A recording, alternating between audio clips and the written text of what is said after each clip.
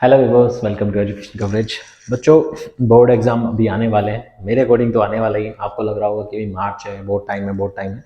ये टाइम ना ऐसे जाएगा कि आपको पता भी नहीं चलेगा। ठीक है, तो ये समझो कि बस एग्जाम अगले महीने ही है, इस तरह से लेके चलो। ठीक है, टाइम ये अच्छा भी है और बुरा भी है। बुरा इसलिए है कि ये टाइम बहुत जल्दी पास होता है। ये टाइम बहुत जल्दी निकल के जाएगा, आपको पता भी नहीं चलेगा आपका एग्जाम आ गया। देखना, आपको अभी कुछ टाइम के बाद ही ऐसा लगेगा कि अभी तो हम लोग इसकी बात कर रहे थे, इतनी जल्दी हमारे एग्जाम कैसे आ गए। लेकिन ऐसा ही होगा।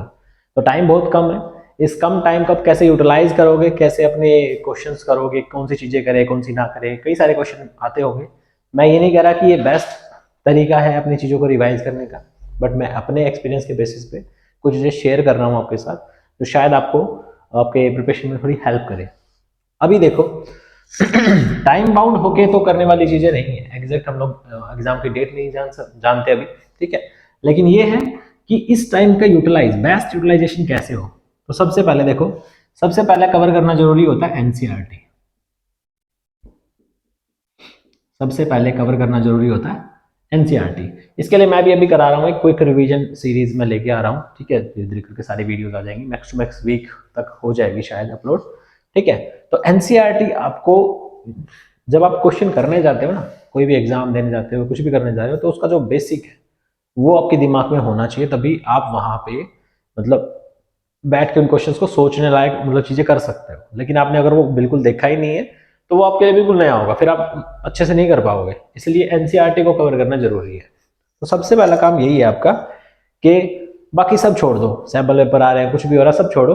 पहले ये देखो कि आपको एनसीईआरटी कितनी अच्छे से आती है। एनसीईआरटी का कोई भी क्वेश्चन अगर आपको दिया जाए तो आप उसको कितना अच्छे तरह से हैंडल कर पा रहे हो, क्योंकि वो चीजें आपकी करी हुई हैं।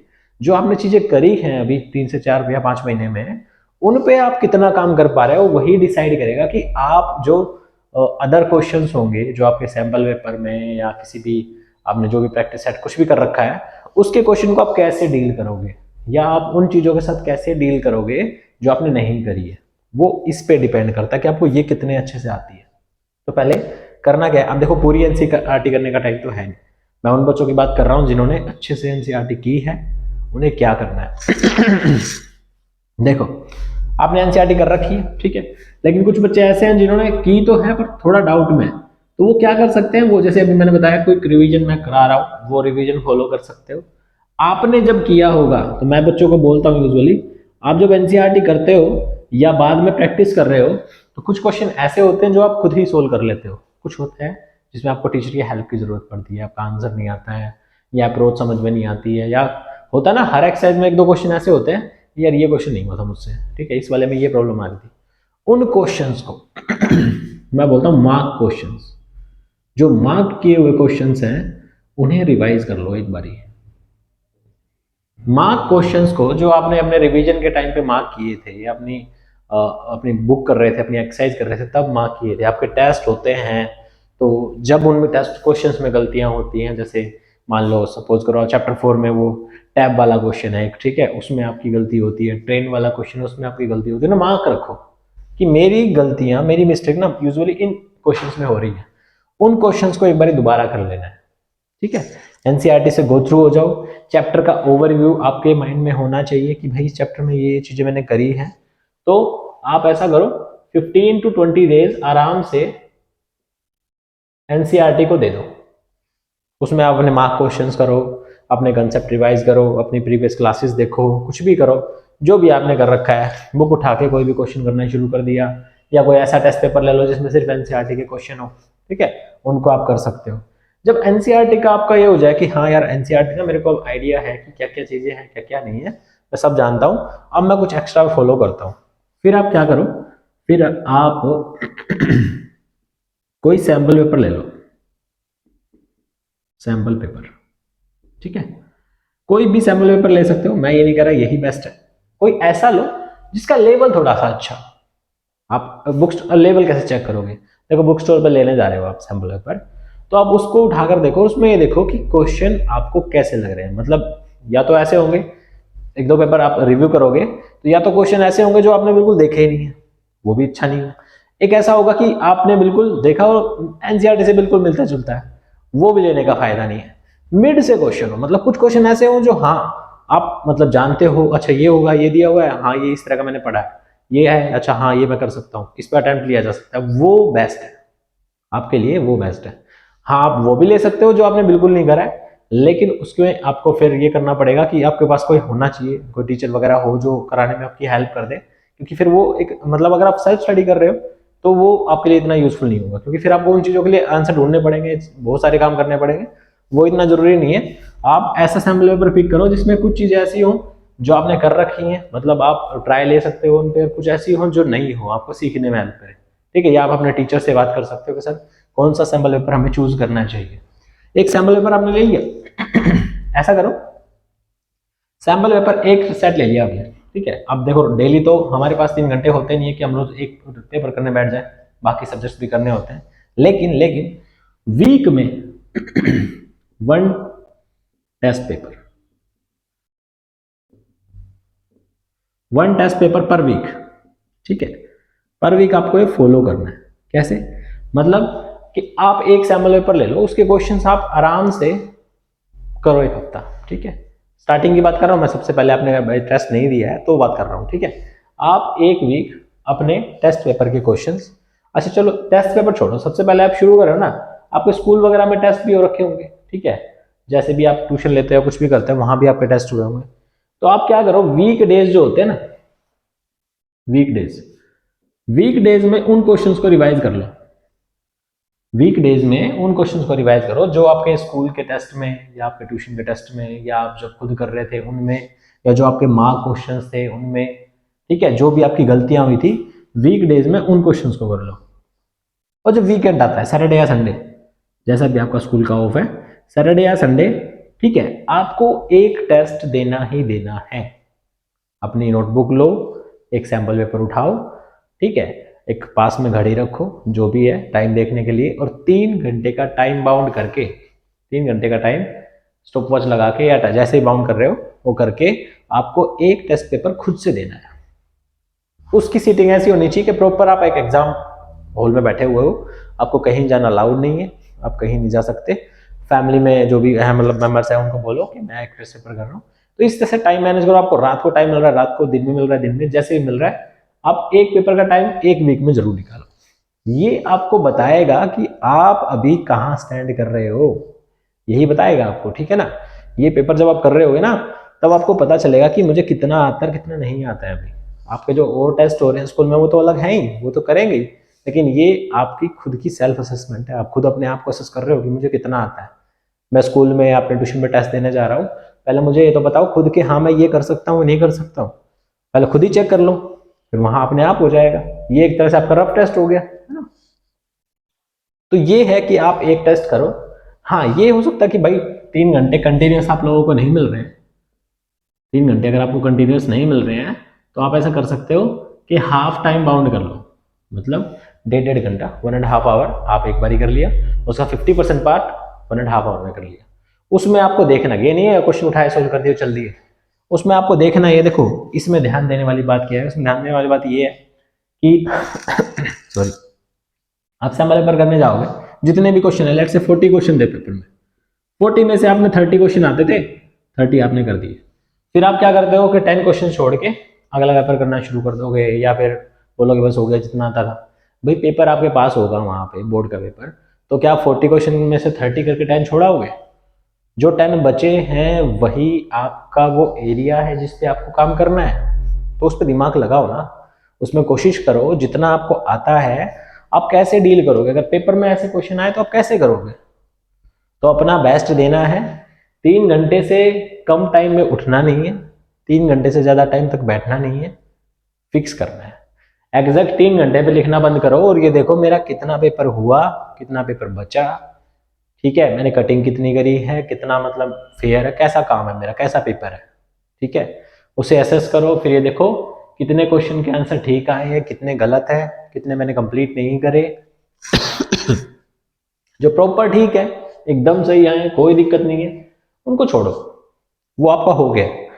आपको मार्क करना है जो क्वेश्चन नहीं आए, जिनमें गलतियां हुई हैं, या जिन्हें मैं कर सकता था लेकिन कर नहीं पाया, जो भी मतलब रह गई है उस सैम्पल पेपर की कमी, उनको उठाओ। उन कमियों को, उन क्वेश्चंस को यहाँ ले आओ वीक डेज में। सैटरडे को आपने टेस्ट दिया, संडे को आपने टेस्ट दिया, अब मंडे से मुझे क्या करना है, मुझे अगले 4 से 5 दिन, 6 दिन मैं सिर्फ इस टेस्ट पेपर की बात नहीं कर रहा हूँ, आपके स्कूल में टेस्ट होता है, वहाँ आप कैसे क्वेश्चन आए होंगे जो नहीं हुए होंगे आपसे, आपके ट्यूशन पे हो सकता है, आपने जो पेपर दिया उसमें हो सकता है। तो ये 4 to 5 डेज जो हैं, रोज आप कम से कम 1 घंटा तो मैथ के लिए रखते ही हो, इस 1 घंटे के अंदर बस यही क्वेश्चन करने हैं कि भाई मैंने पिछला वाला टेस्ट दिया था, उसमें मुझे ट्रेन वाले क्वेश्चन नहीं आते थे, मुझे ये वाला नहीं आता था, मुझे वो वाला नहीं आता था, तो उनकी प्रैक्टिस करो। अगला टेस्ट आने वाला है ना सैटरडे को, तो आप जब वीक इस पे जाओगे सैटरडे संडे तक, तो पिछले टेस्ट में जो आपकी कमियां थी, मेरी बात ध्यान से सुनो, पिछले टेस्ट में जो आपकी कमियां थी वो पूरी करनी है, जो भी कमी थी उन्हें पूरा करना है, ताकि ताकि नेक्स्ट वाले टेस्ट में आप उन चीजों को इंप्रूव कर सको। नेक्स्ट वाले टेस्ट में आपको उन्हें इंप्रूव करना है। ये डिटेल में इसलिए बता रहा हूँ क्योंकि सिर्फ बता देने से, कर देने से ये होता नहीं है, कहाँ देखना है, क्या चीज छोड़नी है, क्या करनी है, वो सब यही है, ठीक है, इसलिए डिटेल में जा रहा था कुछ। तो नेक्स्ट वीक आप फिर से टेस्ट दोगे।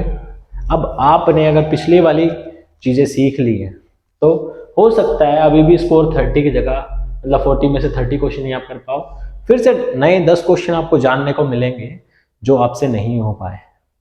लेकिन मैं ये पक्का कह रहा हूँ, गारंटी के साथ कह रहा हूँ कि जैसे जैसे आप टेस्ट बढ़ाते जाओगे, ये जो नई नई चीजें आती जा रही है ना, धीरे धीरे कम हो जाएंगी। फिर आपको ये लगेगा कि हाँ ये मैंने किया था, लेकिन जो कमियां थी उन्हें सुधारना है, उनसे सीखना है कि हाँ ऐसा आया तो ऐसे डील करनी है, ऐसा आया तो ऐसा कर सकते हैं, ये आया तो वो हो सकता है। आपको ऑप्शंस मिलेंगे जानने के लिए, कुछ ना कुछ नया सीखने को मिलेगा, वो अगले टेस्ट में अप्लाई करो। पिछली बार मेरा टाइम पूरा नहीं हो पाया था, इस बार मुझे पूरा करना है। पिछली बार मेरे को 3 आवर 15 मिनट लगे, मतलब मुझे 15 मिनट और मिलते तो मैं पूरा कर लेता पेपर, तो मुझे 15 मिनट पहले पूरा करना है। अपने आप को टाइम बाउंड करके प्रैक्टिस करो, ठीक है। ये सारे जो गैप्स हैं, मिस्टेक्स हैं, कवर, ये जो चीज़ें कवर नहीं हो पाई, ये सब धीरे धीरे धीरे धीरे उस 3 घंटे के अंदर अंदर आने लगेंगी। नई नई चीज़ें आप सीखने लगोगे, उन्हें अप्लाई कर पाओगे, ठीक है। धीरे धीरे स्कोर इम्प्रूव होगा, कॉन्फिडेंस आएगा, फिर ये लगने लगेगा कि हाँ अब मुझे कुछ चीज़ें आती हैं, मैं एग्जाम में बैठ सकता हूँ, अच्छे से मैं अटैम्प्ट ले सकता हूँ पेपर पे। और ये जो कॉन्फिडेंस है ना, यही हमें मार्क्स दिलाएगा, यही हमें वहाँ एक सेटिस्फेक्शन देगा कि हाँ मैंने अच्छे से अटेम्प्ट लिया है पेपर पे, ठीक है। और हम क्या करते हैं, बस एक रफ नोटबुक होती है, आज 1 घंटा कर लिया, कल आधा घंटा कर लिया, कल 10 मिनट कर लिया, 15 मिनट कर ली, किस दिन को नहीं करा तो कोई बात नहीं, कल जो थोड़ा ज़्यादा पढ़ लूंगा, या संडे को करूंगा, संडे को मैं 3-4 घंटे मैथ ही पढ़ूंगा। ये सब गलत है, ऐसा नहीं है। कंटिन्यूटी बनाए रखोगे तो टच में रहोगे, सीखते रहोगे, जानते रहोगे, मेमोराइज रखे रहेंगी चीज़ें, और कमियां धीरे धीरे कम हो जाएंगी। तो सैम्पल पेपर करते रहो, अपने मार्क्स देखते रहो, कम हो रहे हैं, बढ़ रहे हैं, कम हो रहे हैं तो किस वजह से कम हो रहे हैं, उन पे काम करो, अपने टीचर से हेल्प लो, ठीक है, उनके साथ बात करो, डिस्कस करो अपनी प्रॉब्लम्स, वो का सोल्यूशन बताएंगे, ठीक है, मुझसे डिस्कस कर सकते हो, मैं बता दूंगा। तो ये चीज़ें हैं, ये आपको पक्का हेल्प करेंगे। मैं ये इसलिए नहीं कह रहा कि मैंने बनाया है, प्लान है, कुछ है या कुछ भी, मैं बता रहा हूँ जैसे मैं बच्चों से प्रैक्टिस कराता हूँ, जैसे बच्चे करते हैं, या जैसे मैंने उनकी प्रैक्टिस में चेंजेस कराए हैं तो मुझे रिजल्ट दिखाई दिए हैं। ये सच में काम करती हैं चीज़ें, ठीक है, ये सच में काम करती हैं। आप ट्राई करो, पक्का आपको इम्प्रूवमेंट दिखेगा। जहाँ प्रॉब्लम आ रही है उन्हें देखो, ठीक है, बताओ मुझे व्हाट्सअप कर सकते हो, कमेंट सेक्शन में बता सकते हो किस सेक्शन में आपको प्रॉब्लम है, मैं हेल्प करूँगा, कोशिश कर मैं कोशिश करूँगा हेल्प करने की। तो इस तरह से करके चलोगे तो जैन तक या जैन के फैब के स्टार्टिंग तक आपका सिलेबस तो एनसीईआरटी तो आपने कर ही लिए, तो साथ में आपकी एक्स्ट्रा क्वेश्चन की प्रैक्टिस चलती रहेगी। आपके पास कोई क्वेश्चन बैंक हो, जो कुछ भी आपको काम करना है ना, वो वीक डेज में करना है, सबसे इंपॉर्टेंट ये, वीक डेज में सिर्फ क्वेश्चन की प्रैक्टिस करनी है। 1 घंटा कोई भी क्वेश्चन उठाया किसी भी चैप्टर से, ठीक है, अपने फ्रेंड को बोल दिया, या अपने फ्रेंड को बोल दो कि वो तुम्हें क्वेश्चन दे, आप उन्हें क्वेश्चन दे रहे हो, या सबसे अच्छा होता है कि आप किसी और फ्रेंड जो आपका किसी और स्कूल में जा रहा है उनका पेपर ले लो, उनके पेपर को देखो कि आप उनके पेपर को कितना कर पा रहे हो, ठीक है। सिलेबस तो आपका हो ही गया, कोई भी चैप्टर कोई दिक्कत नहीं है, वो आप देख सकते हो। तो धीरे धीरे अपने आप को ये देख लो कि मुझे कौन कौन सी चीज़ों पे काम करना है, कहाँ कहाँ दिक्कतें आ रही हैं, एक तो ये है। दूसरा, एग्जाम कैसे अटेम्प्ट करना है वो सब चीज़ें तो अलग उसमें करेंगे। अभी जो काम किया वो बता रहा हूँ। एक नोटबुक बना लो छोटी सी, एक छोटी नोटबुक रखो, ज़्यादा बड़ी नहीं होनी चाहिए, ठीक है, छोटी सी नोटबुक हो। उसके अंदर आप वो चीज़ें लिखना शुरू कर दो जो आपको लगता है कि आपको एग्जाम तक शायद आप भूल जाओ, या जो आपने लगता है कि यार ये चीज़ मैंने नहीं पढ़ी है, कुछ नया मेरे को सीखने को मिला जब आप अपने सैंपल पेपर कर रहे थे। कोई आइडेंटिटी हो सकती है, कोई क्वेश्चन हो सकता है, कोई बेसिक ट्रिक हो सकती है ना, कुछ भी, वो उस नोटबुक में लिख लो। ये नोटबुक आपके रिवीजन नोट समझ लो, नोट्स तो थोड़ा अलग हो जाता है, ये क्विक टिप्स समझ लो। आपके एग्जाम से पहले आपको एक बार इनको देखना है, ये आपको याद रहेगा कि हो सकता है कि उन्हीं में से कोई छोटी सी ट्रिक क्वेश्चन या टाइप आपको आपके एग्जाम में देखने को मिले, और आप सोचो कि यार अगर मैं ये वाला याद रखता तो मुझे हेल्प हो जाती। मैं क्या करता था, मैं नोटबुक तो नहीं थी मेरे पास, मैं शीट्स होती थी उनको स्टेपल कर लेता था, उन शीट्स के ऊपर ही लिख कर रखता था कि मैंने इस सैम्पल पेपर में इस वाली चीज़ में ये चीज़ सीखी, इस क्वेश्चन में ये भी किया जा सकता था, अगर ये दिया होता है और ये निकालना है तो हम लोग ये भी कर सकते हैं, ठीक है। तो वो मुझे तो मतलब काम आई ही थी, ठीक है। बच्चों को मैंने कुछ करवाया है, उनकी भी हेल्पफुल रही है उनके लिए भी, तो ये आपको पक्का हेल्प करेगी। इस नोटबुक में आप अपनी वो चीज़ें रख सकते हो जो आपको आपके एग्जाम में रिवाइज करनी है जाने से पहले। देखो ऐसा होता है पूरी बुक, अब मान लो मेरा कल मैथ्स का पेपर है, मैं आज पूरी बुक तो नहीं पढ़ सकता, मैंने एक साल में जितनी भी बुक्स, टेस्ट पेपर, जो कुछ भी दिया है वो इतना सारा मटेरियल हो जाएगा। मेरे सारे टेस्ट पेपर, स्कूल के, ट्यूशन के, रिवीजन नोट्स वगैरह वगैरह, जितना भी मेरा स्टडी मटेरियल था, अगर वो सारा मैं इकट्ठा एक दिन में पढ़ने गया तो नहीं हो पाएगा। लेकिन उनका जो एक समरी होती है, एक नोट्स होते हैं, ठीक है, वो नोट्स यही है, उनमें से याद रखने वाली चीजें जो जो थी वो लिखनी है बस। एग्जाम्पल के लिए मान लो मीडियन का कोई क्वेश्चन है, ठीक है, क्लास इंटरवल चेंज करने हैं, आपको याद नहीं रहता है, या आपने देख लिया कि मीडियन के अगर क्वेश्चन में ये आता है, ये निकालना है, तो ये भी कर सकते हैं, कुछ भी। मैं अभी यहाँ पे है नहीं, वरना कुछ बताता, ठीक है, और थोड़ा वीडियो भी लेंदी हो जाएगी। तो इसमें आपको वो चीजें रखनी बता रहा हूँ जो आपको एक बार रिवाइज करने की जरूरत है। तो इस तरह से करो, पक्का चीज़ें आपके लिए हेल्पफुल रहेंगी। आई होप चीज़ें समझ आ गई होंगी, ट्राई करो, और ठीक है, दोस्तों के साथ शेयर करना, हो सकता है उनके लिए भी ये बेनिफिशियल हो। तो thank you for watching. If like the video please press the like button and share the video to friends. Thank you.